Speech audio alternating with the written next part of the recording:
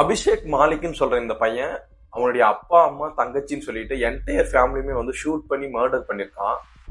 ஹரியானாவை சேர்ந்த அபிஷேக்ன்ற இந்த பையன் கார்த்திக்ன்ற அவனுடைய மேல் ஃப்ரெண்டு கூட ரிலேஷன்ஷிப்ல இருந்திருக்கான்.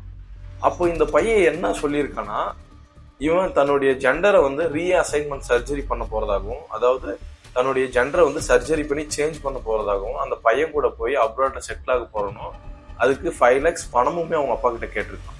ஏற்கனவே டிப்ரெஷன்ல இருந்த அவங்க அப்பா அவனை வந்து ரொம்பவுமே அடிச்சிருக்கிறாரு. உடனே அந்த பையன் என்ன பண்ணிருக்கான், அவங்க அப்பா வந்து செல்ஃப் டிஃபென்ஸ்க்காக லைசன்ஸ் கன் வாங்கி வச்சிருந்தது தெரிஞ்ச அந்த பையன் அந்த கன்னை எடுத்துட்டு வந்து அவங்க அப்பா அம்மா அப்புறம் அவங்க பாட்டி அவனுடைய 17 வயசான அவனுடைய சிஸ்டருமே வந்து ஷூட் பண்ணி மர்டர் பண்ணியிருக்கான். இந்த மர்டர்ல இருந்து தப்பிக்கிறதுக்கு போலீஸை கன்ஃபியூஸ் பண்றதுக்காக ராபரி நடந்த மாதிரி அந்த செட்டப் எல்லாமே சேஞ்ச் பண்ணி வச்சிருக்கான். அப்புறம் போலீஸ் இவனை கூட்டிட்டு போய் என்கொயரி பண்ணியிருக்காங்க. என்கொயரியில நான் தான் செஞ்சேன்ற மாதிரி ஒத்துக்கிட்டு அப்புறம் கோர்ட்ல வந்து போலீஸ் வந்து என்ன இப்படி சொல்ல சொன்னாங்கன்ற மாதிரி சொல்லியிருக்கான். உடனே ஃபாரன்சிக் ரிப்போர்ட் அப்புறம் மற்ற எவிடன்ஸ் எல்லாம் வச்சு அவனை ஜுடிஷியல் கஸ்டடியில கொண்டு போயிருக்காங்க.